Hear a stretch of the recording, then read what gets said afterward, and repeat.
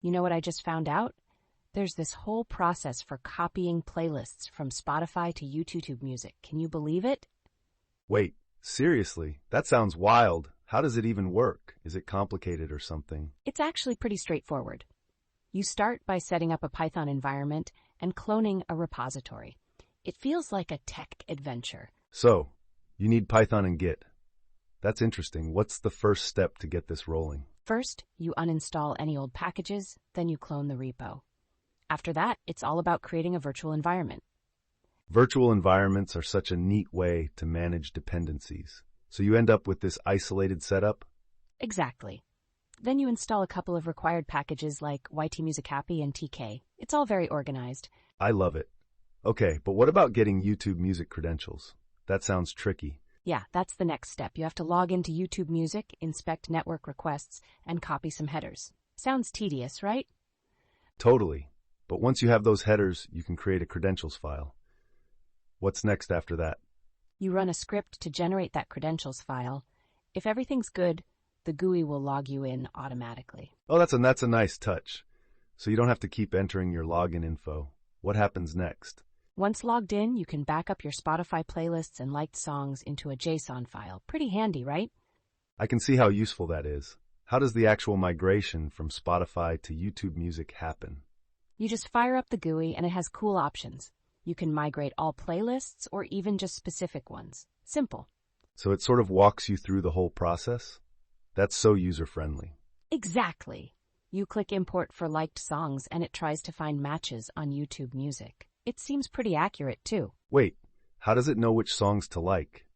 Does it just go by the title? Pretty much. It compares song titles and sources them from Spotify to find matches. It's like a musical matchmaking. That gives me chills, honestly. Have they tested how often it fails? Yeah, the developer checked a couple hundred songs and found 0 failures. It's impressive, to be honest. No way. So this thing pretty much nails the transfers every time. That's rare. Right? And if it runs into issues with obscure songs, it seems to handle most other queries perfectly. It really is mind-blowing. So what's the process for transferring playlists specifically? You can choose to copy all at once or pick specific ones. It takes the Spotify playlist name and creates it on YTMusic. That's super efficient. Are there any limitations we should be aware of? Well, the liked playlist doesn't get copied automatically. You have to handle that separately. Good to know. And what if my session times out during the process? Can that happen? Absolutely. They suggest playing music in the background on YouTube Music to keep your session alive. That's a genius tip. It's like a digital music lifeline while you do the transfer. Totally. And if things fail, you can add pauses between tracks to help out.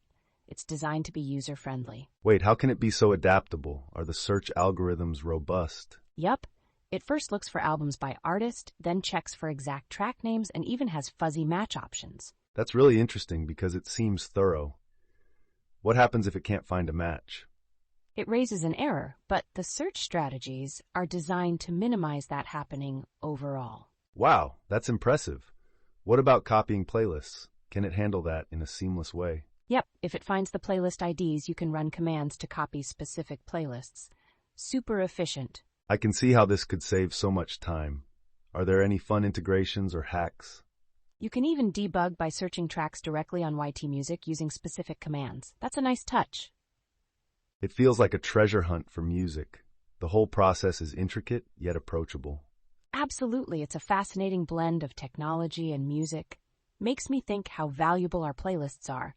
And it's about ownership too, right? Moving our curated music collections into a space we prefer. Exactly.